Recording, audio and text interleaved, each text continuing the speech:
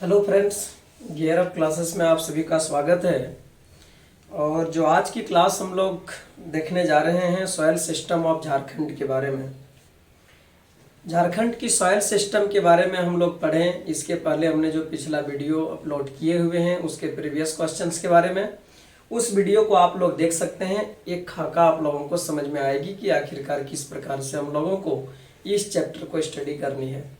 फिलहाल नहीं भी देखें तो कोई बात नहीं, आज की क्लास का हम स्टार्ट ही करेंगे कुछ प्रीवियस क्वेश्चंस के साथ में जो सॉइल सिस्टम से रिलेटेड झारखंड के एग्जाम्स में पूछे गए हैं, और इसके बाद हमें समझ में आएगी कि इस टॉपिक को किस प्रकार से हमें स्टडी करनी है।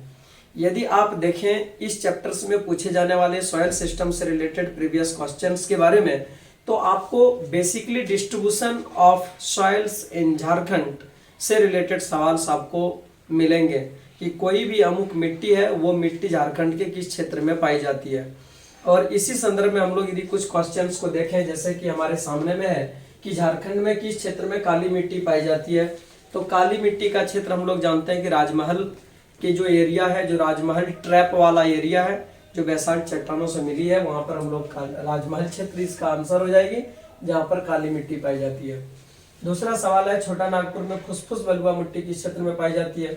यहाँ भी लोकेशन से रिलेटेड सवाल है, तो यहाँ पर भी आंसर हो जाएगा दामोदर घाटी क्षेत्र में डीवीसी के एरिया में फुसफुस बलुआ मिट्टी या बलुआ मिट्टी पाई जाती है।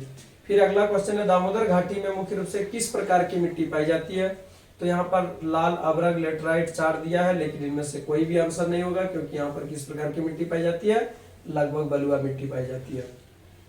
हजारीबाग में आमतौर पर किस प्रकार की मिट्टी पाई जाती है, तो यहाँ पर रेतीली मिट्टी पाई जाती है, ये ध्यान में रखने वाली बात है। नेक्स्ट क्वेश्चन है कि कोडरमा, झुमरी, तलैया, मंदार पहाड़ी के आसपास किस प्रकार की मिट्टी पाई जाती है, तो अभ्रक युक्त मिट्टी पाई जाती है, यानी माइका युक्त मिट्टी पाई जाती है। ऐसा ही 2017 में पूछा गया है। दुमका जिले में मिट्टी की उर्वरता क्यों खराबी, बेसिक रीजन 2-3 रीजन है। उर्वरा शक्ति यहाँ पर ज्यादा कटाव हो चुकी है, अम्लीय प्रवृत्ति है, कम पानी सोखने की क्षमता है, ये सब कुछ प्रमुख रीजन है। किस मिट्टी का स्थानीय नाम गोरिस मिट्टी है, बलुआ दोमिट मिट्टी, इसके बारे में हम लोग चर्चा करेंगे, या लोकल नाम है। झारखंड में कौन सी मिट्टी अधिकतम क्षेत्र में पाई जाती है, तो लाल मिट्टी है, इसके बारे में भी हम लोग चर्चा करेंगे कि आखिरकार क्या है। झारखंड के अधिकांश भाग में कौन सी मिट्टी पाई जाती है, तो अल्फीसोल, इंसेप्टिसोल, एंटीसोल, वर्टिसोल, एक अलग ट्रेंड का क्वेश्चन है, इसके बारे में भी हम लोग कुछ जानेंगे, समझेंगे और पढ़ेंगे।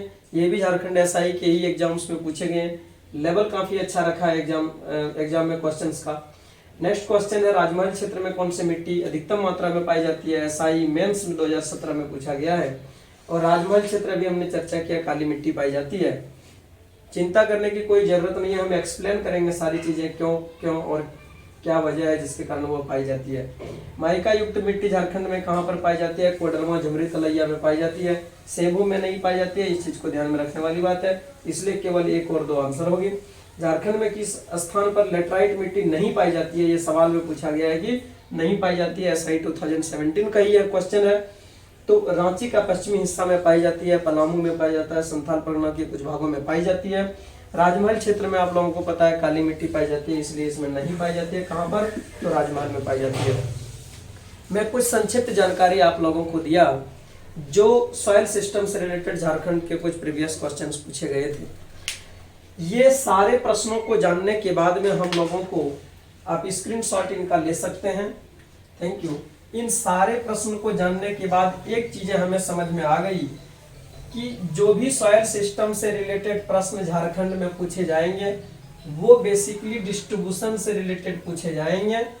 और डिस्ट्रीब्यूशन ऑफ सॉइल यदि हमें आ जाती है, उनका टेक्निकलिटी समझ में आ जाता है कि क्यों और क्या वजह, क्या रीजन रही है जिसके कारण से वह मिट्टी पाई जाती है झारखंड के उस क्षेत्र में, तो हमें यह चैप्टर समझ रटना नहीं पड़ेगा, इसको हम लोग समझ करके भी सॉल्व कर सकते हैं। इसीलिए घबराने की बिल्कुल जरूरत नहीं है। यह पूरा का पूरा चैप्टर हम लोग एक कॉन्सेप्ट से पढ़ेंगे और जानेंगे और समझेंगे। हम लोग सॉइल सिस्टम के बारे में पढ़ें, इसके पहले एक चीज हम लोग समझ लेते हैं कि आखिरकार सॉइल क्या है। हमने इसके पहले के क्लासेस में बताया था कि जब भी कोई रॉक है, यानी कि चट्टान है, इस चट्टान के ऊपर में कोई भी जैविक कारक, जब भी कोई जैविक कारक यानी बायोटिक फैक्टर आती है, तो उसको हम लोग सॉइल कहते हैं, उसको हम लोग सॉइल कहते हैं। क्या होती है, जब भी इसमें कोई प्लस होती है जैविक कारक, तो हम उसको सॉइल कहते हैं, मिट्टी कहते हैं, मृदा कहते हैं, माटी कहते हैं, जो भी आप लोग समझ सकें वो सेम चीज मृदा ही है। तो सॉइल के बारे में यह चीज हम लोगों को जानना समझना जरूरी है। अब देखो, जब हम लोग झारखंड में सॉइल सिस्टम के बारे में पढ़ते हैं, तो जब हम रॉक के बारे में पढ़े और यही रॉक बायोटिक फैक्टर के कारण से मिट्टी बनी है और इसी का अपक्षयन और अपर्दन भी हुआ है। क्या हुआ है, अपक्षयन या अपर्दन हुआ है, यानी कि टूट फूट हुई है। यदि हम इसको इस तरह से कॉमन भाषा में लिखें तो टूट फूट के बारे में, जब कोई चट्टान का ऊपरी सतह टूट फूट जाती है, टूट फूट जाने के बाद में वह महीन कणों में बदल जाती है, जिस पर बायोटिक फैक्टर आ सकते हैं, कोई जैविक कारक पनप सकते हैं, घास फूस उग सकते हैं, कोई पेड़ पौधे अपना आविर्भाव कर सकते हैं, तो हम लोग कहते हैं कि वह मिट्टी बन चुकी है और उस मिट्टी पर वो काफी फर्टिलिटी आ चुकी है। इस कारण से वहां पर बायोटिक फैक्टर का जो उद्भव हुआ है ये संभव हो पाया है। तो इन सारे चीजों को देखना है। अब जब हम लोग आगे पढ़ेंगे तो उसमें कुछ बेसिक टर्म जिसके बारे में हम लोग कम अध्ययन करेंगे। हालांकि एक चीजें हम लोगों को समझ में आ चुकी है कि जब भी कोई जैविक कारक मृदा बनती है तो एक चीजें समझ में आएगी कि जो भी जैविक कारक है, इस जैविक कारक में हम लोगों ने 2-3 टर्मिनोलॉजी ध्यान रखने वाली चीज है कि यहाँ पर जो नाइट्रोजन है, क्योंकि हम लोगों को पता है एमिनो एसिड से मनुष्यों का शरीर बना होता है, एमिनो एसिड के कुछ कंपोनेंट से प्लांट्स के बॉडी बने रहते हैं, यहाँ पर फास्फोरस हड्डी बने रहते हैं और पत्तियों के द्वारा हम लोग ह्यूमस ये देखते हैं, यानी कि ह्यूमस जो हम लोग कहते हैं सॉइल का एक बहुत ही बड़ा कंपोनेंट की मात्रा में फर्टिलिटी को बढ़ाने में कार्य करती है। तो ये ह्यूमस वगैरह का, यानी कि जब भी जैविक कारक होगा तो वहां पर नाइट्रोजन, फास्फोरस और ह्यूमस की अधिकता उस मिट्टी में पाई जाएगी। और यदि कोई भी चट्टान जिससे ओरिजिनलिटी में रह चुकी है उसी के टूटने फूटने से बनी है तो ये कम पाई जाएगी। कैसे, इस चीज को समझते हैं। जैसे मान लीजिए कि हमने एक चट्टान लिया, आर्कियन चट्टान, आर्कियन रॉक लिया। हमको पता है कि आर्कियन रॉक का जो निर्माण हुआ है वो सबसे पुरातन रॉक है। उस समय में यह भूपर्पटी या चट्टानें बनी है जब ये बायोटिक फैक्टर थे भी नहीं।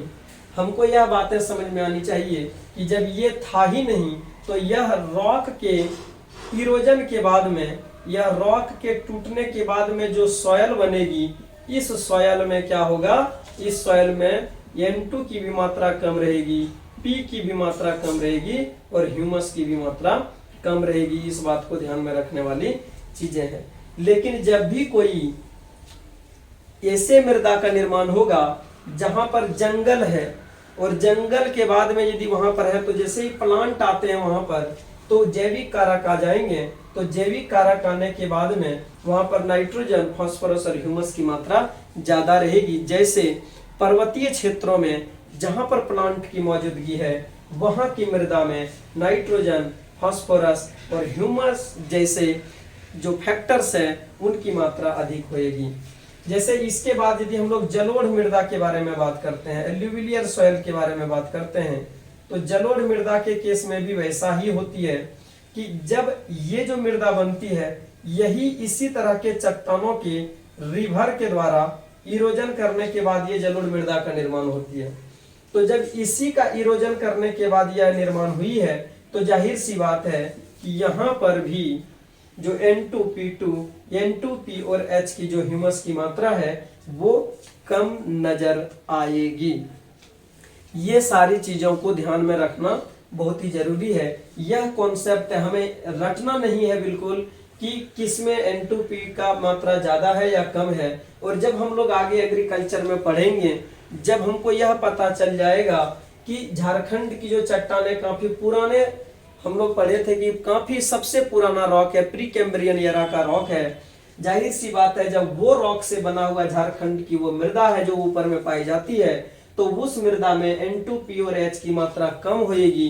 इसलिए आप लोग यह ध्यान रखेंगे, जब एग्रीकल्चर की हम लोग स्टडी करेंगे तो एग्रीकल्चर की स्टडी करने के दौरान में खेती की प्रोडक्टिविटी, एग्रीकल्चरल प्रोडक्ट्स की प्रोडक्टिविटी को बढ़ाने के लिए, क्रॉप की प्रोडक्टिविटी को बढ़ाने के लिए हमको खाद डालना पड़ेगा। क्या? एनपीके, यूरिया खाद डालना पड़ेगा, नाइट्रोजन, पोटासियम और इस तरीके से जो चीजें हैं कंपोनेंट, वो बाहर से हमको इनपुट डालना पड़ेगा, तब जाकर के उनकी फर्टिलिटी इंक्रीज हो पाएगी। इस चीज को हमें ध्यान रखने की जरूरत है। इस पॉइंट ऑफ व्यू से हम लोग यह एक कॉमन कॉन्सेप्ट देखें, इसके बाद हम लोग चलेंगे झारखंड में जो भी मृदा पाई जाती है वो मृदा किस किस प्रकार की मृदा है और कहां कहां पर उसका डिस्ट्रीब्यूशन है। यदि हम लोग Indian council of agricultural research ICAR के बारे में बात करें तो पूरे भारत में मृदा का जो डिवीजन किया गया है वो मृदा का डिवीजन उसके कंपोजिशन, कंपोनेंट और कलर के आधार पर किया गया है और प्रमुखतः 8 प्रकार की मृदा के बारे में अध्ययन किया गया है। 8 प्रकार की मृदा में यदि हम झारखंड के बारे में जाएं, या टोटल 8 टाइप्स ऑफ सॉयल्स के बारे में बताता है, जिनमें से यदि हम झारखंड के बारे में जाएं तो इस झारखंड में हमको 6 टाइप्स ऑफ सॉयल्स के बारे में पढ़ना है। 6 टाइप्स ऑफ सॉयल्स के बारे में पढ़ना है। लेकिन ये जब हम 6 टाइप्स ऑफ सॉयल्स के बारे में पढ़ेंगे, किसके आधार से? In accordance with colour, composition and component.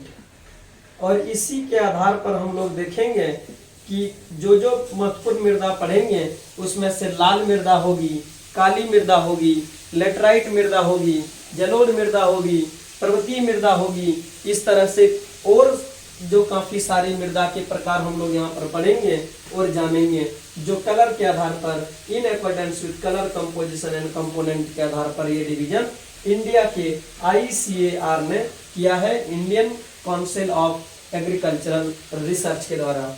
यहीं पर जब USDA के बारे में हम लोग स्टडी करेंगे तो हम एक अलग कॉन्सेप्ट पढ़ेंगे USDA के बारे में, United states development on agriculture. इस चीज को आप लोग देखोगे, United state development on agriculture. तो इसने क्या किया है? इसने भी सॉइल के जो डेवलपमेंट है, सॉइल की जो प्रॉपर्टी है, उसके आधार पर इसने भी मृदा के अलग अलग टाइप्स में डिवाइड किया है। और इसी टाइप में हम लोग कुछ टाइप देखेंगे, जैसे अल्फी सोल के बारे में, एंटी सोल के बारे में, एंटी सोल के बारे में, इंसेप्टी सोल के बारे में, और इसी तरीके से इंसेप्टी सोल के बारे में, वर्टी सोल के बारे में। इस तरह की जो मृदा का जो डिवीजन है वो United states development on agriculture, एक सोसाइटी है जो एग्रीकल्चरल के ऊपर में रिसर्च करती है, उसने इसके बारे में यह डिवीजन को बतलाया है। और यहीं से सवाल हमको एक पूछा गया था, न कि ICAR के आधार पर डिवीजन को पूछा गया था, बल्कि USDA के आधार पर के डिवीजन को ऑप्शन में डाला था। जो भी ऑप्शन आपको कलर के आधार पर नहीं दिया गया था कि काली मृदा, लाल मृदा, लेटराइट मृदा, जलोढ़ मृदा, बल्कि उसने क्या डाला हुआ था? उसने डाला हुआ था anti soul, इंसेप्टी soul, Varti soul. और इस चीज के बारे में आपको जानकारी रहना बहुत ही जरूरी था। हम लोग आगे इन्हीं सारे कुछ संदर्भों और तथ्यों को आधार मानते हुए ये आगे के पूरे मृदा का डिस्ट्रीब्यूशन झारखंड में हम लोग पढ़ेंगे, जहां पर रॉक सिस्टम एक आधार का काम करेगी। तो हम लोग ये चीज आप लोग एक बेसिक कॉन्सेप्ट आप लोग ध्यान में रखें। इसके बाद हम लोग टॉपिक स्टार्ट करेंगे जिसमें से प्रीवियस क्वेश्चंस भी सॉल्व हो जाए और ये पूरा का पूरा चैप्टर को हम लोग कंक्लूड कर पाए।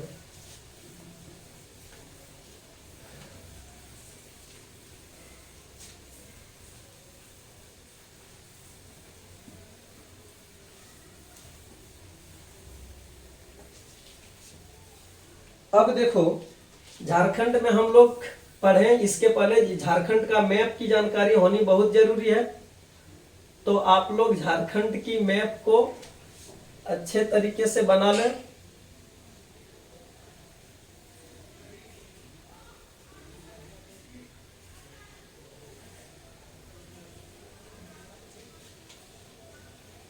ये एक तरह से झारखंड का मैप है और इस झारखंड के मैप में हम यह देखने का प्रयास करेंगे कि आखिरकार कौन सी मृदा कहाँ पर है। सबसे पहले जो मृदा के बारे में हम लोग स्टडी करेंगे उस मृदा का नाम है लाल मिट्टी। लाल मिट्टी, रेड सॉयल। अब ये देखो, लाल मिट्टी जैसे ही हम लोग कहते हैं, हम लोगों को स्पष्ट पता चल जाती है लाल मिट्टी का कलर किस प्रकार की होगी। जाहिर सी बात है, हमने भी ICAR के बारे में बताया था, तो ICAR में क्या हम लोगों को पता चला था कि वो मिट्टी कलर के आधार पर हम लोग मिट्टी का नाम किया, यानी कि लाल है तो लाल मिट्टी है।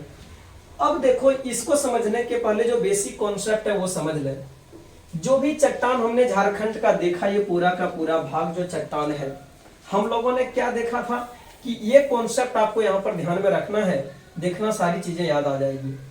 ये पृथ्वी है और इस पृथ्वी में ये भूपर्पट्टी का पार्ट है। अब इस भूपर्पट्टी के पार्ट में यहां पर मैग्मा है। अब जब यहां पर यह पूरा का पूरा फोर्स लगा रहा है क्योंकि पिघलित अवस्था में है, और यहां पर रेडियो एक्टिव एलिमेंट भी काफी ज्यादा है जो ब्रेक होने के बाद एनर्जी जनरेट कर रही है। तो जब रेडियो एक्टिव तत्व जनरेट करने के बाद यह क्या करता है, पुश करती है, और जिस एरिया में ही जिस क्षेत्र में ही भूपर्पट्टी कमजोर मानी जाती है, उस जगह को यह क्या करती है, इस तरह से ब्रेक करके ऊपर आ जाती है, और हम लोग कहते हैं क्या, ज्वालामुखी पैदा हुआ, यानी ज्वालामुखी विस्फोट हुआ, ज्वालामुखी फटा। तो हम लोग ये कहते हैं कि जहां पर भूपर्पट्टी कमजोर देखा, बाहर निकल करके ज्वालामुखी फट जाती है, और फिर नीचे का जितना सारे मैग्मा है वो लावा के रूप में बाहर में फैल जाती है। दूसरा चीज है कि यदि इसकी ताकत कम रहे तो क्या होता है, ताकत कम रहने के बाद यह यहीं पर फंस जाती है, ये पूरी तरह से पृथ्वी के ऊपर में नहीं आ पाती है। अब यहाँ पर मैं आपको एक कॉन्सेप्ट बताना चाहता हूँ। मान लो किसी ने एक ईंट के भट्ठे को लगाया। अब इसके ईंट के भट्ठे को जब इसने बनाया, काफी सारे ईंटें डाला और बाहर में इसने लेप कर दिया। आप देखते होंगे ग्रामीण परिवेश में भी कि इसका लेप कर दिया जाता है। क्यों लेप कर दिया जाता है? ताकि इसका वायुमंडल से कांटेक्ट जो है, इन्वायरमेंट EVS से, इन्वायरमेंट से इसका कांटेक्ट ना रहे। अब देखो, कांटेक्ट हो जाए तो क्या होती है, जब हम इसमें आग लगाते हैं, तो जब आग लगाते हैं और यदि इन्वायरमेंट के साथ इसका कांटेक्ट हो जाए तो क्या होती है, जो यहाँ पर ईंट है, जैसे ही यह ईंट में EVS आएगा तो इसका जो कलर होगा वो कलर क्या हो जाएगा, ब्लैक हो जाएगी। हम लोग लोकल लैंग्वेज में हम लोग कहते हैं झामा ईंटा, इस तरह की भी बातें आती है। वो ईंटा देखने में थोड़ी थोड़ी काली लगती है लेकिन बड़ा ही कठोर होती है, ठोस होती है। लेकिन यदि इन्वायरमेंट का कांटेक्ट में ना रहे ये ईंट, तो ये ईंट यदि इन्वायरमेंट के कांटेक्ट में ना रहे तो ये बिल्कुल पक करके और तरस करके बाहर निकलती है, और उसका कलर कैसा होता है, लाल होता है। अब देखो, ईंट के भट्ठे के इस एग्जांपल से आपको एक बात समझ में आ जाएगी कि ईंट जब इन्वायरमेंट के कांटेक्ट में आया था तो वो ब्लैक हो गया, और जब ये कांटेक्ट में नहीं आया था, केवल जल रहा था, तो यह लाल हो गया। अब यदि हम पूरे पृथ्वी के इसी संरचना को इस प्रकार से देखें, तो जब यहाँ पर पूरा का पूरा मैग्मा फंसी थी तो यह इन्वायरमेंट के कांटेक्ट में नहीं आ पाया था, तो जो इसका कलर होगा, चूंकि लाल तत्व था, काफी हाई हीट टेम्परेचर यहाँ पर है, तो इस कारण से इसका जो रंग हो गया, ये इसका रंग कैसा होगा, लाल होगा। लेकिन जो ये बाहर निकल गया, ये बाहर निकलने के बाद जो इसका रंग होगा, इसका रंग कैसा होगा, इसका रंग काला होगा। अब हमको यही कंडीशन ढूंढना है पूरे झारखंड में कि कहां बाहर निकला और कहां बाहर नहीं निकला। जहां बाहर निकला वो लाल होगा, जहां बाहर नहीं निकला वहां लाल होगा, और जहां बाहर निकल गया वो काला होगा।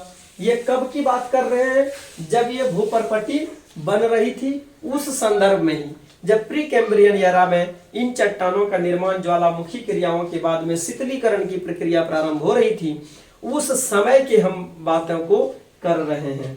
अब देखो, जब झारखंड के संदर्भ में हम लोग इन सारे चीजों को देखते हैं तो ये झारखंड की धरती था क्या? कि सबसे पहले जो ये झारखंड हम लोग देख रहे हैं इसके ऊपर में काफी वॉल्केनिक एक्टिविटी, हम लोगों को पता है कि ये छोटा नागपुर का पठार है, और छोटा नागपुर का पठार जो है वो दक्कन के पठार का एक्सटेंशन पार्ट है, और दक्कन के पठार जो है पूरा वॉल्केनिक इरप्शन का ही रिजल्ट है। पूरा जो ज्वालामुखी गतिविधियां हुई है, क्रियाविधि है, उसी का परिणाम है। यानी कि इसके बाद में जब ज्वालामुखी क्रिया के बाद में यह झारखंड की चट्टानों का निर्माण हुआ तो इसके बाद में काफी ज्यादा मात्रा में जो ये ज्वालामुखी क्रिया के कारण से, एक बात यहाँ पर ध्यान में रख लें कि जो अंदर में फंस जाती है उस चट्टानों का नाम हम लोगों ने दिया था क्या चीज? ग्रेनाइट, ग्रेनाइट या नीस, है ना। और जो बाहर निकल गया था उसका हम लोग नाम दिए थे बेसाल्ट। ये दो वर्ड ध्यान में रखना है कि ये ग्रेनाइट नीस फंसा हुआ है, बाहर वाला बेसाल्ट है। अब देखो कि जो ग्रेनाइट और नीस फंसा था इसके ऊपर में क्या था कि काफी सारी मोटी एक परत थी चट्टानों का इस तरह से, और जब ये परत चट्टानों का यपर्दन के बाद में ये निकली, मान लीजिए कि हम ये एक तरह से एज्यूम करें और ये फंसा हुआ ग्रेनाइट है, ग्रेनाइट या नीस है, और इसके ऊपर में ये जो चट्टान है। अब देखो एक लंबे समय के बाद जब ये चट्टान यपर्दन हो गया, इसका क्या हुआ? यपर्दन हो गया, तो फिर क्या होगा? ये नीचे वाला आपको यहाँ पर दिखेगा, यहाँ पर केवल नीचे वाला ग्रेनाइट या नीस दिखेगा। अब ये ग्रेनाइट और नीस अंदर में फंसा हुआ था तो इसका कलर कैसा है? लाल है, तो इसका कलर क्या होगा? लाल होगा। अब इसके बाद में इसका जो रंग है वो लाल है, और जब इनका अपर्दन के बाद में जब मिट्टी बनेगी, जब इसके इरोजन के बाद, इस अपर्दन के बाद में जब ये अपर्दन के बाद सॉयल बनेगा तो ये सॉयल को हम लोग क्या कहेंगे? लाल मिट्टी। लाल मिट्टी, और लाल मिट्टी किसने कहा? ये लाल मिट्टी कहा है ICAR ने, भारत सरकार ने इसको लाल मिट्टी कहा है। लेकिन यदि यही सॉयल की हम लोग बात करेंगे और यदि अमेरिका का, इसी मिट्टी को यदि हम लोग अमेरिका का USDA के बारे में, जैसे अभी हमने बताया, United states development on agriculture संस्था जब यह नामांकन करेगी तो इसको हम लोग कहेंगे अल्फीसोल। अब देखो ये अल्फीसोल क्या है? यदि फिर से इसके बारे में बात करें, थोड़ी सी टेक्निकलिटी है, यदि आप ऐसे भी याद रख सकते हैं कि ये एल्युमिनियम है और ये आयरन है। एल्फी में Al फॉर एल्युमिनियम, यानी कि यह रिप्रेजेंट करेगी बॉक्साइट को, और ये जो आयरन है यानी लोहा को। अब देखो फेरस ऑक्साइड, लोहा को भी गर्म करने पर कैसा होता है? लाल ही हो जाती है। तो यह चीजों को आप लोग देखें कि अल्फीसोल भी जो नाम रखा है वो USDA संस्था ने रखी है। तो यहां से आप लोग यदि एग्जामिनेशन में आपको अल्फीसोल भी मिले या लाल मिट्टी मिले तो दोनों सेम है, दोनों दो संस्थाओं का नाम है। एक ICAR के द्वारा दिया गया नाम है और दूसरा USDA के द्वारा दिया गया नाम है। इन दोनों चीजों को आप लोग ध्यान में रखें। यहां से आपको लाल मिट्टी के बारे में जो कॉन्सेप्ट है वो बिल्कुल क्लियर हो जाएगी।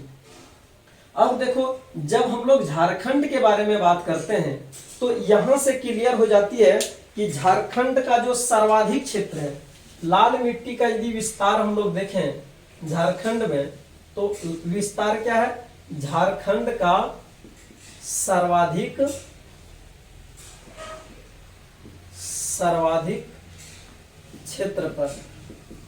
क्षेत्र पर फैलाव, यही हम लोग देखते हैं। और जब सर्वाधिक क्षेत्र पर फैलाव की बात करते हैं तो कितना क्षेत्रफल? 90% क्षेत्र पर। और क्यों 90% क्षेत्र पर, इसका भी लॉजिक हम समझाने में कारगर हुए थे कि यहाँ पर जो भी निर्माण हुआ है झारखंड की चट्टानों का, ये पूरे चट्टानों का जो निर्माण हुआ है वो इसी तरह की एक्टिविटी वोल्केनिक इरप्शन के कारण से हुआ है। ये छोटा नागपुर के पठार का ही मैक्सिमम भाग आपको पता होगा कि यहाँ से हम लोग इस तरह से रिप्रेजेंट किए थे कि यह छोटा नागपुर लगभग 47 to 48% भाग जो है झारखंड का वो छोटा नागपुर का पठार है। और ऐसे कंडीशन में छोटा नागपुर पठार का भाग है, और ऐसे कंडीशन में जो मैक्सिमम क्षेत्रों पर यदि हम लोग देखें तो लाल मिट्टी ही पाई जाती है। पहले हम लोग इस चीज को पूरा दर्शा लें कि ये जो पूरी मिट्टी है ये पूरा का पूरा जितना ब्लैंक आप लोग देख रहे हैं इसको इंडिकेट कर देते हैं कि यह रेड है, ये रेड सॉइल है पूरा का पूरा। आप लोग देख सकते हैं इस तरह का पूरा जो झारखंड है ये रेड सॉइल के रूप में आप लोग मान के चल सकते हैं। हालांकि इसके बीच बीच में आपको कुछ और मिट्टियां भी नजर आएगी जो इसी के ब्रेक करने के बाद में आपको दिखेगी।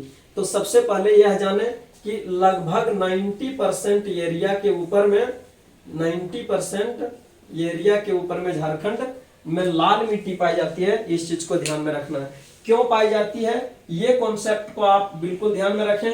और फिर यहाँ पर मैं ये बताना चाहूंगा कि जब सर्वाधिक क्षेत्र पर लाल मिट्टी पाई जाती है और यह ग्रेनाइट और नीस का बना हुआ है, तो क्या मैं आप लोगों से एक्सपेक्ट कर सकता हूं कि इस मिट्टी में नाइट्रोजन फास्फोरस की मात्रा कम पाई जाएगी, ह्यूमस की मात्रा कम पाई जाएगी। मैं इतना एक्सपेक्ट कर सकता हूं कि आप क्यों कम पाई जाएगी, क्योंकि सबसे पुरानी चट्टान है और उस समय बायोटिक फैक्टर का आविर्भाव नहीं हुआ था, इसलिए उनके उसी समय की चट्टानों के टूटने के बाद जो मृदा बनी उसमें भी बायोटिक फैक्टर की जो कंपोनेंट है वो काफी कम पाई जाती है। और इसलिए रेड कलर की जो मृदा है उस मृदा में नाइट्रोजन फास्फोरस और ह्यूमस की मात्रा कम पाए जाने का कारण फर्टिलिटी उनका लगभग औसत मात्रा में पाई जाती है। और इसलिए आपको एग्जाम पॉइंट ऑफ व्यू से यहाँ पर जो एक क्वेश्चन आप लोगों को जो सबसे ज्यादा ध्यान रखनी है वो यह कि झारखंड के सबसे अधिक सर्वाधिक क्षेत्रफल पर किस प्रकार की मृदा का विस्तार पाया जाता है, तो उसका आंसर क्या होगा, लाल मृदा होगा, या दूसरा इसका नाम क्या होगा, लाल मृदा या अल्फी सोल होगा। क्या होगा, अल्फी सोल। बिल्कुल घबराना नहीं है मेरे फ्रेंड, दोनों में से जो नाम आए वो टिक कर देना है आप लोगों को, है ना। चलो इस चीज को आप लोग स्क्रीनशॉट ले लें। Thank you. अब हम लोग यहाँ के बाद चलेंगे नेक्स्ट मृदा के बारे में, और उस मृदा का नाम है काली मृदा। अब देखो, जब हम लोग काली मृदा के बारे में बात करेंगे तो हमने यहाँ पर एक चीज बता दिया कि जो सर्वाधिक इरप्शन यहाँ पर हुआ है, सबसे ऊपर जो आ चुकी है वो काला रंग बना है और वो बेसाल्ट चट्टान है। यदि हम लोग इस चीज के बारे में बात करेंगे तो यहाँ पर आप लोग देखें, हम राजमहल ट्रैप के बारे में आप लोगों को बताए थे कि झारखंड का सबसे नवीन संरचना है यह। और राजमहल ट्रैप में जो ज्वालामुखी विस्फोट के बाद में, इरप्शन के बाद जितने भी सारे पिघलित अवस्था में मटेरियल था वो ऊपर आ चुकी, तो उनका कांटेक्ट एनवायरनमेंट में हो चुका। और एनवायरनमेंट में जब हो चुका तो यहाँ पर क्या था, इस जगह पर आप एक पट्टी के रूप में देख सकते हो कि यहाँ पर आपको ब्लैक सॉइल मिलेगा, ब्लैक सॉइल मिलेगा। तो इस जगह पर आप लोग देखोगे कि आपको ब्लैक सॉइल की मात्रा यहाँ पर दिखाई देगा, क्योंकि जो हमने यह संदर्भ बताया इसमें काला रंग, बेसाल्ट चट्टान की डिस्ट्रीब्यूशन हम लोग चट्टान में भी देखे थे कि यहीं पर बेसाल्ट चट्टान थी। तो इस जगह पर जो भी है वो ब्लैक सॉइल का डिस्ट्रीब्यूशन, ये आप लोग देख सकते हैं, ये ब्लैक सॉइल का डिस्ट्रीब्यूशन इन झारखंड है। तो इस बात को भी आप लोगों को ध्यान में रखना है। तो इसके बाद जब हम लोग ब्लैक सॉइल देखते हैं तो उसमें क्या पॉइंट निकल के सामने आया,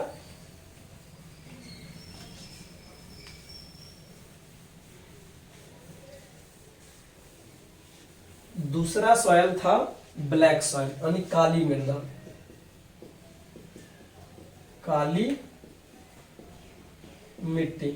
और काली मिट्टी में हम लोगों ने क्या देखा, आप देख सकते हैं जो इनका विस्तार है, काली मिट्टी को हम लोग रेगुर मिट्टी भी कहते हैं, रेगुर मिट्टी। इस बात को कई बार यह नाम भी चर्चा में ले लिया जाता है कि काली के जगह रेगुर लिख दिया, तो इसमें घबराने की बिल्कुल बात नहीं है। इसका जो कलर है वो नाम से ही पता है, यदि काली मिट्टी काला है, रेगुर भूरा वगैरह, यानी कि यदि हम लोग इसका रंग देखें तो रंग इसका या तो काली होगी या तो भूरा होगा। अब देखो जो चट्टान से बना है उस चट्टान का नाम क्या होगा, इसको लिख लें आप लोग। जब ये बेसाल्ट चट्टान है, बेसाल्ट चट्टान के ही या पर्दन या अपक्षय के बाद में, या पर्दन या अपक्षय के बाद में ये काली मृदा बनी है, काली मृदा बनी है, इस बात को ध्यान में रखना है। और इसका यदि हम लोग विस्तार देखें तो आप लोग साफ देख सकते हैं कहां पर विस्तार है इनका, तो राजमहल क्षेत्र में। कहां पर है ये, राजमहल क्षेत्र पर।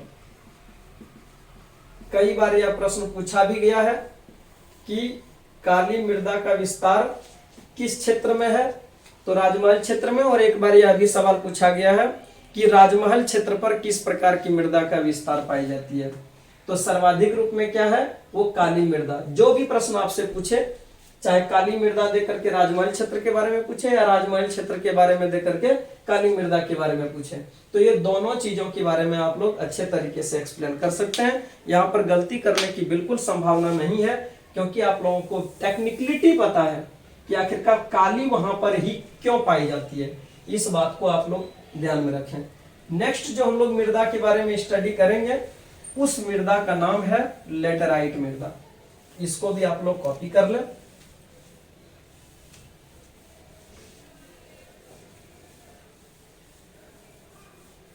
अब देखो, जब हम लेटेराइट मृदा के बारे में बात करते हैं,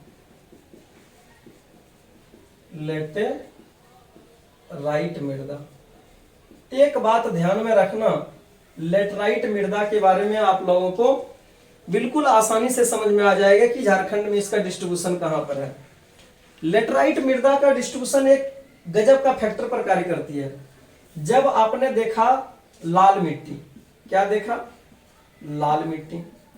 अब देखो, जब लाल मिट्टी के ऊपर में बहुत ज्यादा बारिश होगी, बहुत ज्यादा प्रेसिपिटेशन होगा, वर्षा की मात्रा ज्यादा होगी, और यहां पर क्लाइमेट चेंज सीसी, जब काफी ज्यादा क्लाइमेट चेंज आने की शुष्कता और आर्द्रता, क्या चीज, शुष्कता और आर्द्रता, ये दोनों होगा, ज्यादा डिफरेंसेस होगा, गैप होगा, मतलब वहां पर शुष्क भी बहुत ज्यादा पाया जाएगा, वहां पर आर्द्रता भी काफी पाई जाएगी, बारिश भी काफी पाया जाएगा, तो यही लाल मिट्टी कन्वर्ट हो जाएगा एक लंबे समय के बाद में किस मिट्टी में, लेटेराइट मिट्टी में, लेटेराइट मिट्टी में।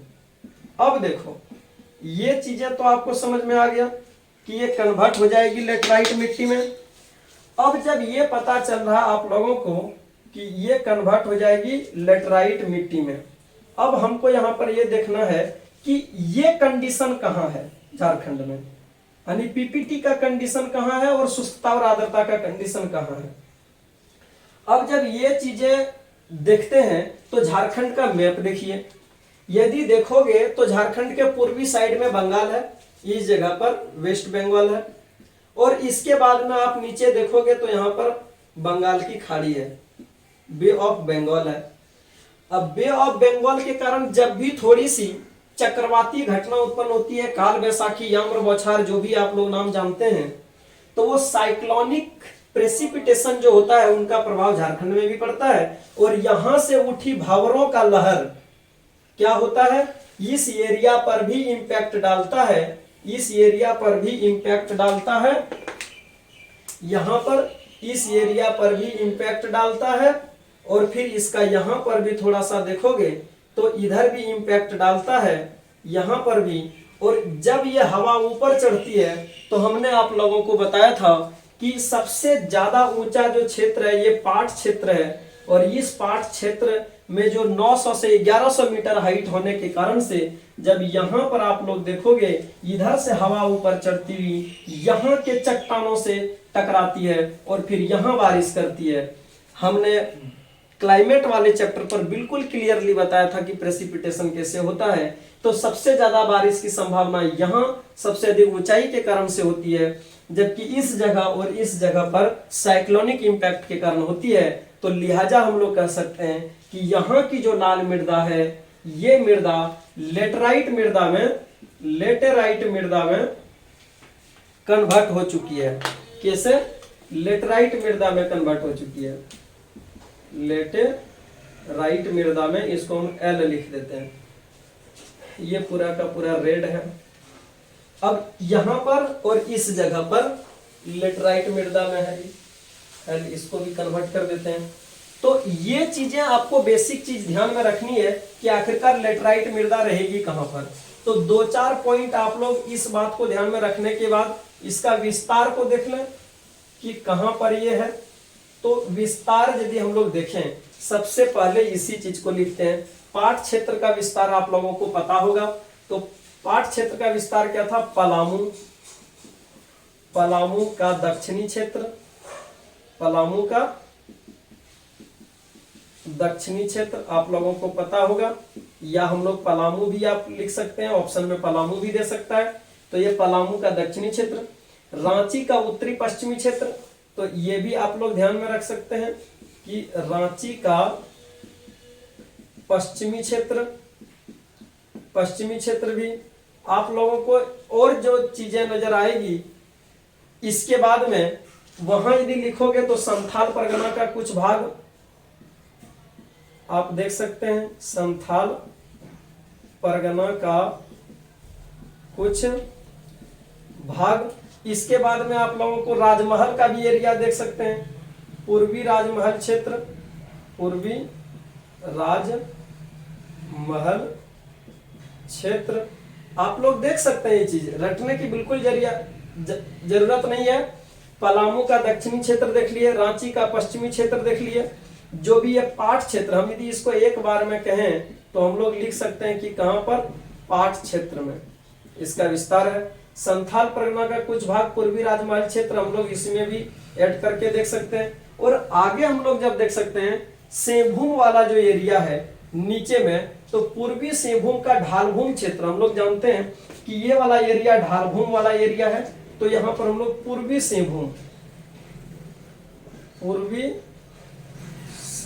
का ढालभूम क्षेत्र।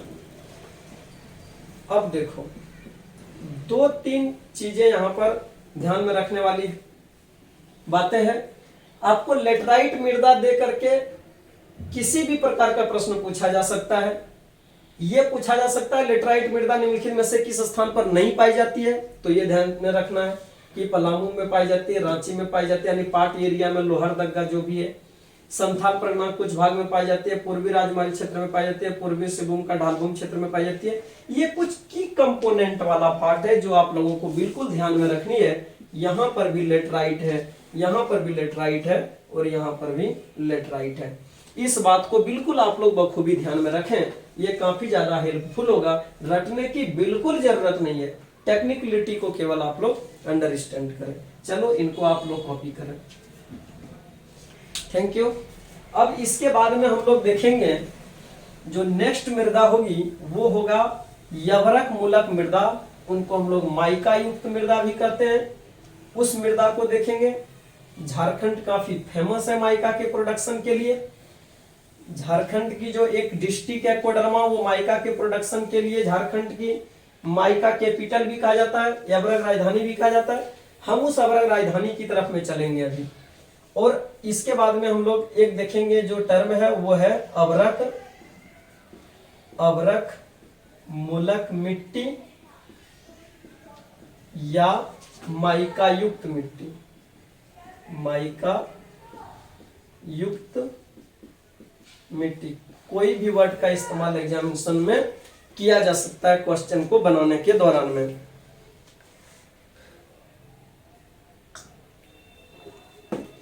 आप लोग देखें कि इस टॉपिक में एक कॉन्सेप्ट आप लोगों को ध्यान में रखना है।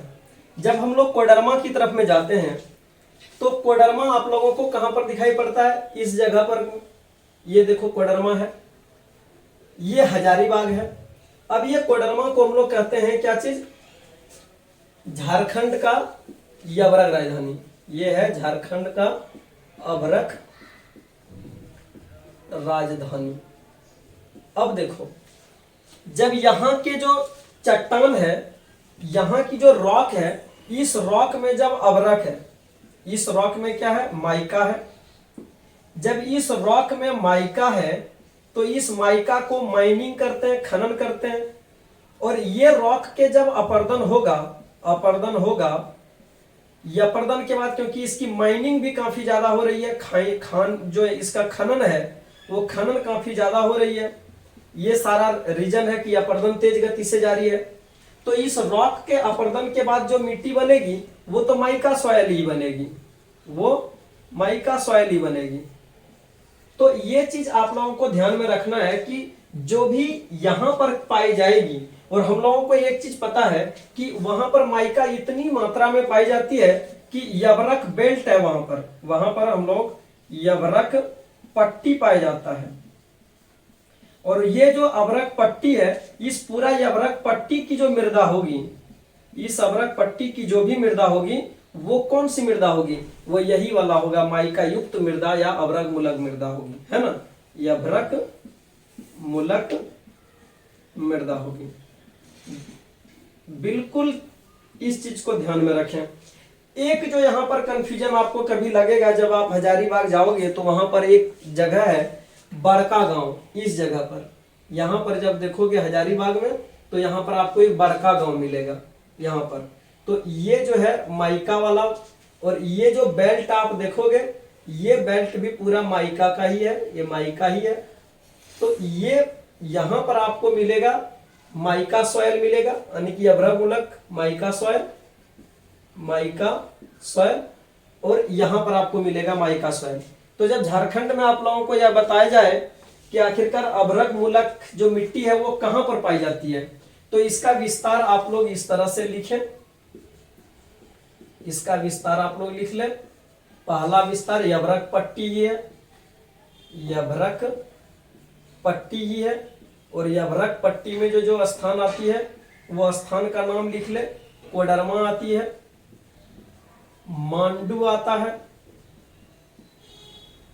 तो कोडरमा है, मांडू है, ये सब जो जगह आप लोगों को, और एक जगह वहां पर देखोगे झुमरी तलैया, झुमरी तलैया, ये सब आ जाएगा अभ्रक पट्टी में। दूसरा यदि विस्तार देखोगे तो यहां पर हम लोग देखते हैं बड़का गांव, बड़का गांव, और बड़का गांव कहां पर है, हजारीबाग में।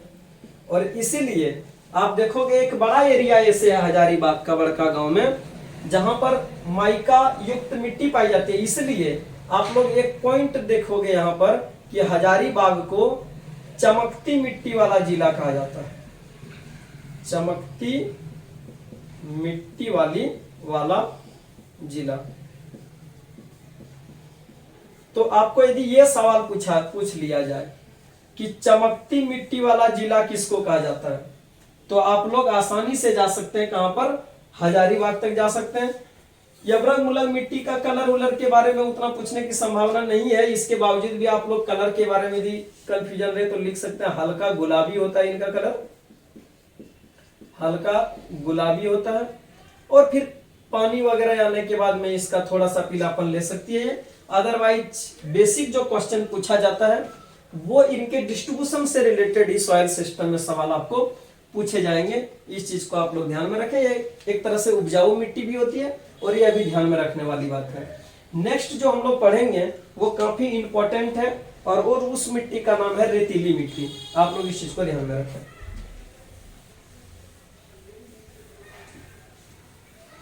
अब देखो, रेतीली मिट्टी का जब हम लोग बात करते हैं तो नाम से स्पष्ट लग जाता है आपको कि रेतीली मतलब उस मिट्टी में क्या है, रेत है, बालू है, यानी उस मिट्टी को हम लोग बलुई मिट्टी भी कह सकते हैं, है ना। तो हम लोग बलुई मिट्टी के बारे में बात करेंगे, रेतीली मिट्टी के बारे में बात करेंगे। हम लोग ये देखेंगे कि इस चट्टान से ये रेतीली मिट्टी निकलती है, और झारखंड में किस किस स्थान पर रेतीली मिट्टी पाई जाती है। इन सारे संदर्भों, इन सारे तथ्यों के ऊपर में हम लोग बात करेंगे, एक एक करके समझने का प्रयास करेंगे और देखेंगे कि वो उसका विस्तार कहां पर है।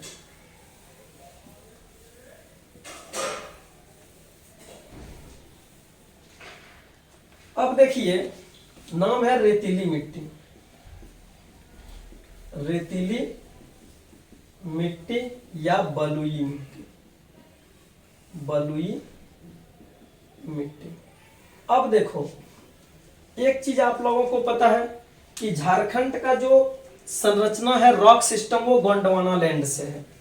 तो जो भी गोंडवाना काल का रॉक है, गोंडवाना काल का रॉक है, यानी आर्कियन रॉक वगैरह है, इस रॉक में पत्थर जो है उसकी बहुलता पाई जाती है, यानी सील पाया जाता है, सील पाया जाता है, क्वार्ट्ज पाया जाता है, कांच वाला अंश पाई जाती है।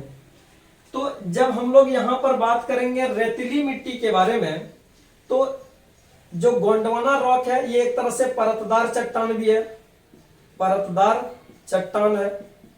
अब जब परतदार चट्टान है मतलब ऐसा चट्टान जिसको आप लोगों को समझ में आता है कि परत में है। अब ये परतदार चट्टान और ये गोंडवाना चट्टान, ये पुरातन कालीन चट्टानें जब टूटेगी तो टूटने के बाद चूंकि सील है, पत्थर है और कमजोर पत्थर है, तो जब ये धीरे धीरे टूटती जाएगी, डिकम्पोज होता चला जाएगा, या अपक्षय और अपर्दन होगा, या अपक्षय एंड अपर्दन होगा, तो एक लंबे समय के बाद में यह जो मिट्टी बन करके निकलेगी वो रेतीली मिट्टी बन के निकलेगी, रेतीली मिट्टी बन के निकलेगी या बलुई मिट्टी बन करके निकलेगी। और इसमें काफी सारा फैक्टर कार्य करेगा। जैसे हम आपको बताएंगे कि जो गोंडवाना क्रम की जो चट्टानों का विस्तार है झारखंड में, हम लोग देखते हैं कोयला। इसमें से एक चीजें आप लोगों को समझ में आती है कि गोंडवाना क्रम के रोक में सबसे ज्यादा क्या पाई जाती है। ये खनिज के बारे में हम लोग बात करते हैं, तो खनिज में हम लोग कहते हैं कि कोयला पाई जाती है। और कोयला का जो बेल्ट है, ये इसका बेल्ट क्या है, कोयला बेल्ट हम लोग कहते हैं डीवीसी है, दामोदर वैली कॉरपोरेशन है। तो कहने का मतलब है कि जब गोंडवाना रॉक के बारे में हमको पता है कि इनका जो मैक्सिमम डिस्ट्रीब्यूशन है वो दामोदर नदी ने जिस जिस घाटी की तरफ में अपने आप को लेके गया है, ये पूरा का पूरा जो एरिया आप लोग देख रहे हो, ये पूरा का पूरा जो एरिया है वो पूरा का पूरा रेतीली है, बलुई मिट्टी है। हम इसको बलुई मिट्टी लिख देते हैं, बी करके, बलुई मिट्टी। तो आप ये देखें कि ये जो पूरा एरिया आप लोग देख रहे हैं, इस तरह का जो बेल्ट आपको दामोदर वैली का, ये सारा का सारा जो बेल्ट आप लोगों को नजर आ रहा है, ये पूरा का पूरा एक तरह से जो है वो रेतीली मिट्टी का एरिया है, वो बलुई मिट्टी का एरिया है। तो यहां पर आपको जो एक पॉइंट मिलेगा, दामोदर घाटी का क्षेत्र, दामोदर घाटी क्षेत्र, ये दामोदर घाटी क्षेत्र या डीवीसी हम कह सकते हैं, ये पूरा का पूरा एरिया आप लोगों को बलुई मिट्टी पाई जाएगी। और यहां पर ध्यान रखने वाली बातें हैं, रेतीली मिट्टी या बलुई मिट्टी में यह सवाल काफी बार पूछे गए हैं कि आखिरकार दामोदर वैली में किस प्रकार की मिट्टी पाई जाती है। तो बलुई मिट्टी पाई जाती है। और एक चीज और यहां पर जो ध्यान रखने वाली बात है कि ये इसी तरह की चट्टानों का प्रभाव आप लोग देख सकते हैं हजारीबाग वाला एरिया में भी है। तो इनका एक अच्छा विस्तार जो है हजारीबाग में पाई जाती है। एक बार सवाल पूछा गया कि हजारीबाग में आमतौर पर किस प्रकार की मिट्टी पाई जाती है, सवाल पूछा गया। तो आप लोग जब जाएंगे तो हजारीबाग में आमतौर पर, यानी कि इसके आगे आने वाले जो ये सारे बेल्ट हैं, ये पूरा का पूरा एक बड़ा क्षेत्र जो है वो हजारीबाग को कवर किया है। तो आप लोग जान सकते हैं कि दामोदर घाटी और हजारीबाग में रेतीली और बलुई मिट्टी प्रकार पाई जाती है। इसमें धनबाद भी आप लोग देखोगे, ये आगे जितना भी सारा इस घाटी में पाई जा रही है, जो भी एरिया है वो सारा एरिया में इस तरह की चीजें आपको देखने को मिलती है। इसलिए ध्यान में रखने वाली बात है, गोंडवाना लैंड ध्यान में रखना है, कोल बेल्ट ध्यान में रखनी है। इससे आप लोगों को साफ पता चल जाएगा कि कहां पर रेतीली और बलुई मिट्टी पाई जाती है, कहां पर इस तरह की चट्टानें हैं जिसका खनन करना बिल्कुल आसान है। अब हम लोग पढ़ेंगे next soil system of Jharkhand के बारे में। और उस सॉइल सिस्टम ऑफ झारखंड कौन सा है, जलोढ़ मृदा है। काफी अच्छी मृदा है, उपजाऊ मृदा है, एग्रीकल्चर के लिहाज से काफी उपयुक्त मृदा है। इसलिए हम लोग अभी पढ़ेंगे जलोढ़ मृदा के बारे में। जलोढ़ मृदा। अब देखो, जलोढ़ मृदा मतलब क्या होता है? जल के लुढ़कने के बाद में या जल के लुढ़कने के बाद में चट्टानों के टूटी फूटी भागों से बनी हुई मृदा को हम लोग एक तरह से जलोढ़ मृदा कहते हैं। तो जहां भी नदियों का मौजूदगी है, स्थिति है, वो आपको बिल्कुल ध्यान में रखना है कि जहां पर भी रिवर मिलेगा, जहां पर भी रिवर मिलेगा, इस रिवर के कारण से जो भी मृदा बनेगी, जो भी रॉक रहेगी, इस रॉक को रिवर के द्वारा जब छोटे छोटे टुकड़े को ला करके जमा किया जाएगा और यहां पर जो सॉइल निर्माण होगा उसी को हम लोग कहेंगे जलोढ़ मृदा। जलोढ़ मृदा। अब आप लोग हमारे रिवर सिस्टम को देखे ही होंगे, हमने पूरी तरह से पढ़ा के रखा है कि रिवर है कहां कहां। तो सबसे पहले मैं बात करता हूं यहां पर, इस जगह पर सोन नदी बही है और काफी जो दक्षिणी बिहार है अभी, तो दक्षिणी बिहार में गंगा में मिलने वाली जितनी सारी नदियां इधर से निकल करके गई है, सब लगभग मैक्सिमम छोटा नागपुर के उत्तरी पठार से निकली है। तो ये जो पूरा का पूरा आप लोगों को बेल्ट दिखेगा, ये वाला पूरा बेल्ट दिखेगा, वो जलोढ़ मृदा का ही, जलोढ़ सॉइल का ही बेल्ट दिखेगा, एलुवियल सॉइल का बेल्ट दिखेगा। ये एलुवियल सॉइल का बेल्ट दिखेगा। यहां पर देखोगे गंगा का पार्ट है, तो गंगा का पार्ट होने के नाते यहां पर भी जो आप लोगों को ये दिखेगा, ये पूरा का पूरा एलुवियल सॉइल का पार्ट दिखेगा ये, क्योंकि यहां पर गंगा और पाकुड़ और जो भी नदियां हैं इधर, ये इधर गई हुई है। दूसरा, इस जगह पर जब आप देखोगे यहां पर, तो इस जगह पर भी स्वर्ण रेखा नदी है, तो यहां पर भी एलुवियल सॉइल का पार्ट आप लोगों को दिखेगा। मैक्सिमम आप लोगों को यह समझनी है कि आखिरकार रिवर है कहां पर। जिस रिवर में ज्यादातर समय में पानी रहती है, और आप लोग यह बात भी ध्यान रखें, दामोदर नदी घाटी जो है, यहां पर आप लोगों को यह पूछा जाएगा कि ये जलोढ़ मृदा पाई जाती है या नहीं पाई जाती है। बिल्कुल इस कॉन्सेप्ट को आप लोग ध्यान में रखें कि दामोदर नदी भ्रंश घाटी से होकर के बही है। भ्रंश घाटी की जो चट्टानें होती है वो तकरीबन स्ट्रांग होती है, और उसका एलिनिएशन इंक्लिनेशन, उनका जो डेप्थ रहती है वो अच्छा खासा रहती है। तो वो एक सक्रिय स्थान पर बहती है जिसका प्रभाव लेफ्ट और राइट पर ज्यादा पड़ता नहीं है। तो जब भ्रंश घाटी से चाहे नर्मदा नदी निकले या दामोदर नदी निकले, इन तरह की नदियां जो भ्रंश घाटी से होकर के सकरी रास्तों से होकर के निकलती है, वहां पर बलुई मिट्टी का निर्माण करना, वहां पर एक तरह से जलोढ़ मृदा का निर्माण करना काफी मुश्किल होती है, क्योंकि उसकी धारा काफी तीव्र होती है। भ्रंश घाटी से वो काफी तेज गति से आगे निकलती है, और इसलिए पहले माना जाता था कि दामोदर नदी इतनी तेज गति से यहां से निकलता था कि अचानक उनको बंगाल में जाने के बाद मैदान नजर आती थी, और वहां पर मैदान में बाढ़ लाती थी, प्रकोप ले आती थी बाढ़ का, और वह बंगाल की शौक कहे जाने शुरू कर देती थी। जहां पर दामोदर नदी झारखंड के लिए लाइफ लाइन का काम करती थी, बंगाल में वो उनके शौक का काम करती थी। एक के लिए प्लस का काम करती थी, दूसरे के लिए माइनस का काम करती थी। यदि मृदा के रिस्पेक्टिव से हम देखें तो भ्रंश घाटी से जो नदियां गुजरती है वो अपने साथ में चट्टानों के टुकड़े को इतनी तेज गति से बहा करके ले जाती है कि अगल बगल में उसका ओवरफ्लोइंग नहीं हो पाता है। वहां पर बलुई मिट्टी का निर्माण काफी कम होती है, इसलिए वहां पर हम लोग जलोढ़ मृदा का निर्माण काफी कम होती है। इसलिए ध्यान में रखने वाली बात है कि हम लोगों ने दामोदर नदी घाटी में जो क्षेत्र है वहां पर बलुई मिट्टी के बारे में, रेतीली मिट्टी के बारे में हम लोगों ने स्टडी किया, लेकिन छोटे छोटे कण से निर्मित जो बालू के कण है, जो जलोढ़ मृदा होता है, जिसमें कीचड़ भी पाई जाती है, जिसके कारण से वो फर्टाइल होती है, उसमें बायोटिक फैक्टर भी होती है जिनके कारण से फर्टाइल होती है, वो चीजें यहां पर कम पाई जाती है। तो ये सारी चीजों के ये विस्तार है, और इस कॉन्सेप्ट को आप लोग ध्यान में रखें, ये काफी ज्यादा हेल्पफुल होगा। तो इनका दो चीजों के रूप में हम लोग ध्यान में रखेंगे। ये जो जलोढ़ मृदा है, टाइमलाइन के अनुसार से दो तरह की जलोढ़ मृदा होती है, जो हम लोग देखते हैं कि पुराना है और जो नया है। तो जो नई मिट्टी है, जो पुरानी मृदा है, ओल्ड मृदा है, इस मृदा को हम लोग कहते हैं बांगर, और जो नया मृदा है उनको हम लोग कहते हैं खादर। बहुत डीप यदि सवाल पूछा जाए तो बांगर और खादर तक जाएगी, और इसका यदि हम लोग डिस्ट्रीब्यूशन करेंगे तो ये टेक्निक आप लोग ध्यान में रखिए। गंगा नदी की जो शिफ्टिंग है, यदि आप झारखंड देखें तो ऐसे गंगा नदी यहाँ पर ऐसे आकर के निकली है, लगातार गंगा नदी धीरे धीरे अपने राइटवार्ड डायरेक्शन की तरफ शिफ्ट हो रही है, राइटवार्ड डायरेक्शन की तरफ में शिफ्ट हो रही है। और ऐसे कंडीशन में जो भी मैदान लेफ्ट साइड में बन रहा है, ये मैदान की जो मिट्टी है वो नया नहीं हो पा रहा है, ये पुरानी पड़ती जा रही है। इसलिए आप लोग ये देखोगे कि जो राजमहल क्षेत्र का उत्तरी और पश्चिमी क्षेत्र है, ये पुरानी मिट्टी है। कहां पर का?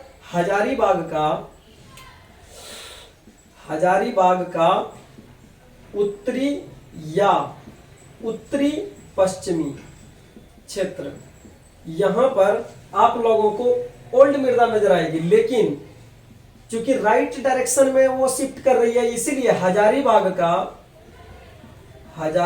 का पूर्वी क्षेत्र जो होगा, इसमें से आपको नई मृदा मिलेगी। और इसी में पाकुड़ का भी एरिया यदि देखोगे तो यहाँ पर आप लोगों को नई मृदा मिलेगी। यदि आप लोग देखोगे यहाँ पर स्वर्ण रेखा नदी का स्थिति में, तो यहाँ पर भी आप लोगों को ये दिखेगा स्वर्ण रेखा का निचली घाटी, स्वर्ण रेखा का निचली क्षेत्र, ये भी आपको नया मृदा मिलेगी, निचली क्षेत्र। या आप सोन नदी का देखोगे तो यहां पर भी आपको मिलेगा सोन नदी घाटी। या देखोगे कि जब यहां से निकल करके आपको उत्तरी कोयल जाकर के ऐसे सोन में मिली है, तो उत्तरी कोयल का भी यदि घाटी वाला एरिया देखोगे तो यहां पर भी एल्यूवियल सॉइल मिलेगा। तो ये भी लिख सकते हैं उत्तरी कोयल घाटी क्षेत्र। ये वाला भी आप लोगों का जो जलोढ़ मृदा है, जो नई वाली मृदा है, बांगर मृदा है, आप लोगों को दिखाई देगा हजारीबाग के ऊपर में ही। हजारीबाग नहीं, ये साहेबगंज जिला है, साहेबगंज है ये, हजारीबाग नहीं है। हजारीबाग लेफ्ट में, ये साहेबगंज का उत्तरी या उत्तरी पश्चिमी क्षेत्र है, ये साहेबगंज जिला। सॉरी, यहाँ पर हजारीबाग का चर्चा नहीं, साहेबगंज का। तो जो सबसे मोस्ट इंपॉर्टेंटली ध्यान में रखने वाली बात है कि बांगर और खादर में भी यदि डिस्टिंक्शन करके आप लोगों को पूछा जाए तो आप लोग यहां से बेहतर तरीका से आप लोग निकाल सकते हैं। स्वर्ण बहुत ज्यादा यदि आप लोग देखेंगे स्वर्ण रेखा का निचले क्षेत्र में, तो बहरागोड़ा आप लोग लिख लें, ज्यादा एग्जैक्ट हो जाएगा। बहरागोड़ा आपको यहां पर मिलेगी, इस जगह देखोगे तो आपको बहरागोड़ा मिलेगा। आप लोग देख लें, इसका नाम भी लिख सकते हैं आप लोग, बहरागोड़ा। तो ये ध्यान में रखना है। तो ये कुछ चीजें हैं जो आप लोगों को झारखंड की मिट्टी से रिलेटेड इसका डिस्ट्रीब्यूशन है जलोढ़ मृदा का, ये ध्यान में रखनी है। अब एक काफी इंपॉर्टेंट फैक्टर हम लोग पढ़ेंगे मृदा से रिलेटेड, उसके पहले आप लोग अपना ड्यूटी कीजिए। जो भी लाइक करना है लाइक कीजिए, share, subscribe, Facebook pages, WhatsApp group, study group, जहां भी है आप लोग अपना ड्यूटी कीजिए। नेक्स्ट पॉइंट पर हम लोग आते हैं, और नेक्स्ट पॉइंट है लोकल नेम्स को लेकर के मृदा का। मुझे जितनी जानकारी है लोकल नेम्स से रिलेटेड, वो मैं देवघर जिले के आसपास में हम लोग कहते हैं मिट्टी को माटी कहते हैं। इंटरेस्टिंग चीज है, झारखंड के अलग अलग जिले में पता नहीं क्या कहा जाता है, बट लोकल लैंग्वेजेज में हम लोग उनको माटी कहते हैं। कोई किसी प्रकार की मिट्टी को धुधिया माटी कहता है, कोई किसी प्रकार की मिट्टी को चरका माटी कहता है, कोई किसी प्रकार की मिट्टी को बाल सुंदरी माटी कहता है। हर एक क्षेत्र में लोग अपनी अपनी जरूरत के अनुसार से उस मिट्टी का नाम नामांकन किया है। झारखंड की सरकार का इंक्लिनेशन काफी ज्यादा रहती है इस क्षेत्रों में भी, इसलिए एक बार उसने यह सवाल पूछ भी लिया लड़कों से कि जो चरका माटी है, चरका माटी वो किस प्रकार की मिट्टी को कहा जाता है। अब ये ध्यान में रखना था टेक्निकलिटी में कि क्या बलुई दोमट मिट्टी को कहा जाता है, या चिकनी मिट्टी को कहा जाता है, या दोमट मिट्टी को कहा जाता है। इन सारे ये जो सारे मिट्टी के हम प्रकार बता रहे हैं, ये मिट्टी के प्रकार यूटिलाइजेशन के अकॉर्डिंगली स्थानीय लोगों ने स्थानीय नाम के रूप में जानते हैं और पुकारते हैं। जैसे हम लोग बता दें धुधिया माटी वगैरह जो बाल में साबुन की तरह भी इस्तेमाल किया जाता था, या दीवालों को पोतने के लिए, पुताई करने के लिए जनजातीय लोगों के द्वारा और वहां के मिडिल और लोअर मिडिल क्लास के लोगों के द्वारा उसका इस्तेमाल किया जाता है। तो काफी सारे लोग हैं जो अलग अलग तरीके से मिट्टी को पुकारते हैं, और गवर्नमेंट क्या करती है, जानने का प्रयास करती है एग्जामिनेशन में कि आप लोग बताएं कि उस मिट्टी का नाम है क्या स्थानीय लेवल पर। और एक बार पूछा भी गया है, एज एक्सपेक्टेड नेक्स्ट में यदि कोई पूछा जाए तो हम लोग कुछ मिट्टी का लोकल नेम हम लोग लिख लेंगे और जान लेंगे। तो आप लोग ये जानिए, जो मिट्टी का स्थानीय नाम आप लोग टैग में डालिए, मिट्टी का स्थानीय नाम, और लिखिए यहां पर जो पहला पॉइंट है वो बलुई दोमट मिट्टी लिखिए, बलुई दोमट मिट्टी। अब देखिए जो जो लोगों के स्थानीय क्षेत्र में जो नाम बोला जाता है वो कमेंट कर सकते हैं, वो आसान होगा। जैसे कुछ फेमस नाम है, जैसे बाला है, गोरीस है, बाला गोरीस है, जारिया है, गिटाल हासा है, गिटाल हासा है।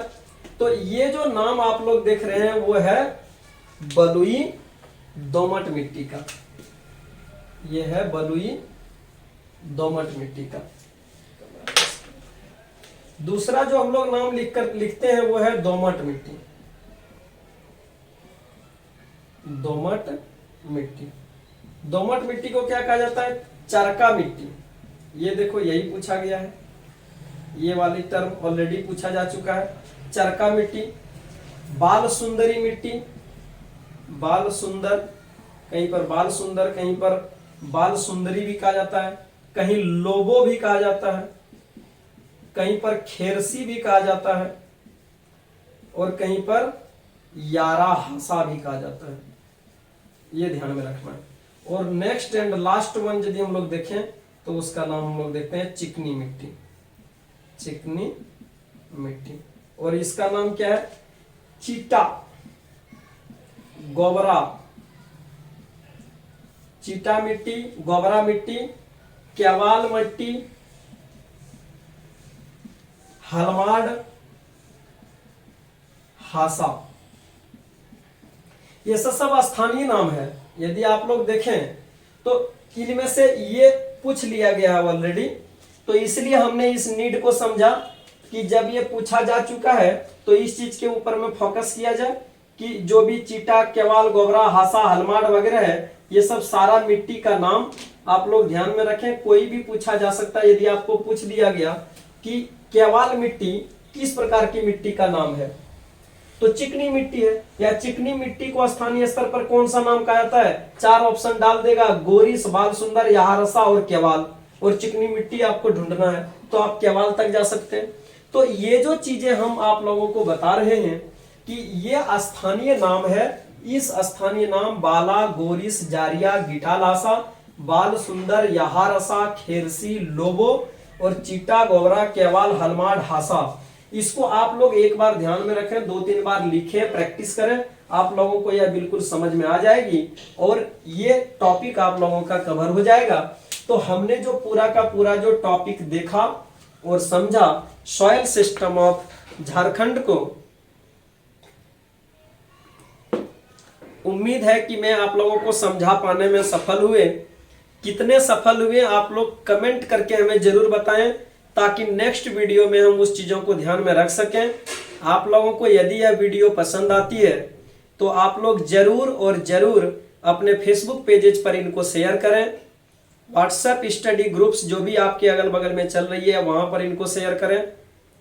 इससे हमें मोटिवेशन मिलती है, क्योंकि कम व्यू के बाद में एक डीमोटिवेट हो जाती है और अल्टीमेटली हमारी जो इसमें काम करने की जो कैपेबिलिटी होती है वो अनमेने ढंग से आने शुरू हो जाती है, तो फिर क्वालिटी ऑफ वर्क काफ़ी डाउनग्रेड हो जाती है। तो मैं चाहता हूं कि हम दोनों सब साथ में रह करके एक दूसरे को इंटर कोऑपरेट करके चलें। इनसे हम दोनों की स्टडी में एक बेहतरी आएगी। और इसलिए आप लोगों से जो आप लोगों को ड्यूटी मैंने थमा करके रखी है कि आप लोग शेयर और सब्सक्राइब केवल कीजिए। मैं आप लोगों के साथ में खड़ा हूं, पूरे सिलेबस तक में जाने का पूरा प्रयास करूंगा। आप लोग देखते रहिए इस चैनल को, सब्सक्राइब शेयर करते रहिए, खुश रहिए। आप लोगों को होली की बहुत बहुत मुबारकबाद। होली मनाइए, सावधानी के साथ मनाइए। कोविड-19 के दौरान में आप लोग सावधानियों को बरतते हुए, एग्जाम सब काफी कम टाइम बचे हैं, 1 महीने का टाइम बचे हैं। मैं एक वीडियो लेकर के आप लोगों के लिए आऊंगा जो केवल एग्जाम में अब किस प्रकार से प्लानिंग करना है लास्ट 1 मंथ में, इसको मैं लगभग होली के बाद में आप लोगों को एक वीडियो दूंगा, एक तरह से प्लानिंग दूंगा, जिसको लेकर के फॉलो कीजिएगा तो आप लोग जरूर और जरूर सफल हो पाइएगा, सफल हो जाइएगा। थैंक यू इस वीडियो को देखने के लिए, धन्यवाद, खुश रहिए।